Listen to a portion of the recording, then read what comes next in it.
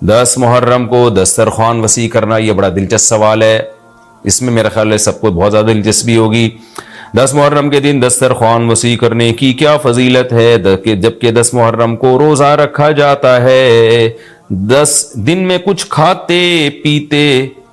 نہیں اور افطار کے وقت 11 محرم شروع ہو جاتی ہے، تو اس حدیث پر کس طرح عمل کیا جائے گا؟ عائشہ صاحبہ نے کراچی سے پوچھا ہے۔ اچھا، بعض لوگ یہ بھی کرتے ہیں، یہ کسی نے سوال پوچھا ہے، یہ ہمارے کیمرہ مین نے ہی پوچھا ہے، نبیل بھائی نے، کہ مجھے تو یقین نہیں آ رہا کہ ایسا بھی کرتے ہیں، لیکن یہ بتا رہے ہیں کہ بہت سارے سنی حضرات یہ کرتے ہیں کہ محرم میں امام بارگاہوں میں جا کے منتیں مانتے ہیں اور پھر اگلے سال ان منتوں کو پورا بھی کر رہے ہوتے ہیں جو بھی انہوں نے منتیں مانی ہوتی ہیں۔ تو دیکھیں، یہ بھی حرام اور ناجائز عمل ہے۔ منت کے لیے کوئی دن مہینہ متعین نہیں ہے، جب چاہے جہاں چاہے منت مان سکتے ہیں، اور منت کی حقیقت کیا ہے کہ اس کی ورڈنگ کیا ہے، اس کے لیے کسی جگہ نہیں جانا جائز ہے، بلکہ اس کے یہ کہ جہاں بھی آپ ہیں آپ یہ الفاظ کہہ سکتے ہیں کہ اے اللہ اگر میرا یہ فلاں کام ہو گیا تو میں اتنے پیسے صدقہ کروں گا، اے اللہ اگر میرا یہ فلاں کام ہو گیا تو میں اتنے روزے رکھوں گا، اے اللہ اگر میرا مریض ٹھیک ہو گیا یا میری بیماری ٹھیک ہو گئی تو میں اتنی رکعت نماز پڑھوں گا۔ اس طرح کی منتیں ماننا جائز ہے، اس کے لیے امام بارگاہ یا مسجد یا کسی مزار پہ جانا حرام ہے۔ خوب سمجھ لیں، یہ گھر بیٹھے بیٹھے ہو سکتا ہے، یعنی اس کا کوئی جگہ شریعت نے منت کے لیے متعین نہیں کی ہے۔ اسپیشل اس کام کے لیے آپ مسجد جا رہے ہیں کہ یہ سوچ کے کہ وہاں جا کے منت مانوں گا تو شاید منعقد ہوگی، ایسا نہیں ہے، منت کہیں بھی ہو جاتی ہے۔ ہاں، کوئی مسجد میں نماز کی نیت سے جائے کہ 2 رکعت پڑھ کے اللہ سے دعا مانگوں گا تو ایک الگ بات ہے، اس کے لیے مسجدیں ہیں، تو مزار تو اس کے لیے بھی نہیں ہے، وہ تو وہاں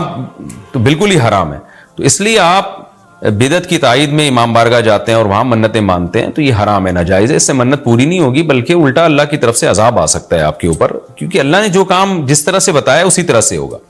تو منت کا اصل طریقہ کیا ہے کہ عبادت کی نظر، اس کو عربی میں نظر کہتے ہیں، نظر۔ تو قرآن نے کہا ہے کہ یوفون بالنذر ویخافون یوما کان شرہ مستطیرا، ہمارے نیک بندے جب کوئی نظر مانتے ہیں تو اس کو پورا کرتے ہیں، اللہ نے جب کام کر دیا تو وہ نظر پھر آپ پوری کریں۔ تو اس کا طریقہ کیا ہے کہ آپ گھر میں بیٹھیں، جہاں بھی ہیں، آپ زبان سے یہ الفاظ دہرا دیں کہ اے اللہ اگر میرے مریض کو شفا مل گئی یا میں ٹھیک ہو گیا یا میں امتحان میں پاس ہو گیا تو میں اتنے پیسے صدقہ کروں گا یا کروں گی، یا اتنی رکعت نماز پڑھوں گا یا پڑھوں گی، یا اتنے روزے رکھوں گا یا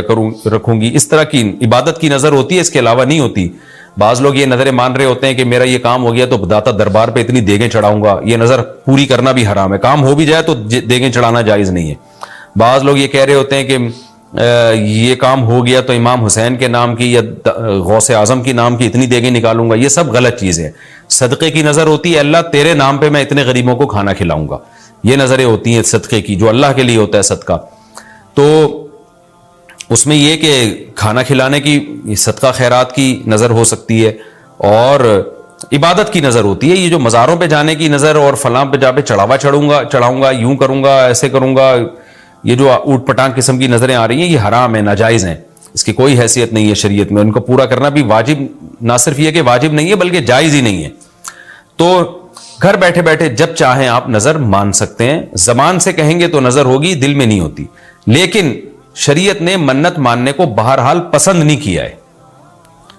نبی صلی اللہ علیہ وسلم نے فرمایا کہ جو نظر مانتا ہے نا وہ تقدیر کو تو نہیں ٹال سکتا، اللہ اس کے ذریعے کنجوس سے پیسہ نکلوا دیتے ہیں، یعنی تقدیر میں بیماری ٹھیک ہونا ہوگی تو ہو جائے گی، کامیابی ہوگی تو ہوگی،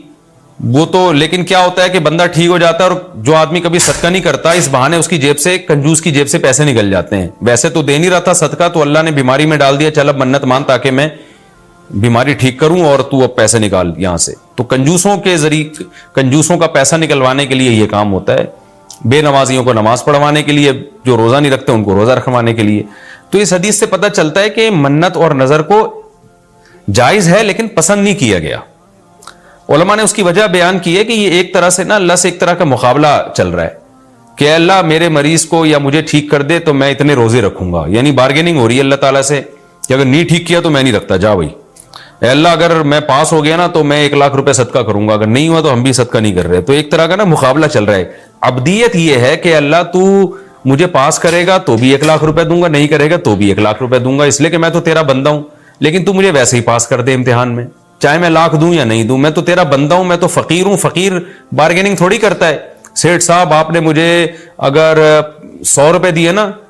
तो मैं भी आपका फला काम बना दूंगा। फकीर कहते हैं अल्लाह के नाम पे 100 रुपए दे दो, मैं फकीर फटा, पुराने कपड़े मेरे, मैं क्या करूंगा यार आपके लिए। तो अल्लाह से भी भिखारियों की तरह मांगना ये अल्लाह को ज्यादा पसंद है। मन्नत मानना भी जायज है लेकिन पसंदीदा काम नहीं है। हां, जिस तरह से इमाम बारगाहों में या मज़ारों में जाके मन्नतें मानी जा रही हैं वो बिल्कुल हराम है, बिल्कुल नाजायज है। और उसके लिए मुहर्रम का दिन मुतय्यन करना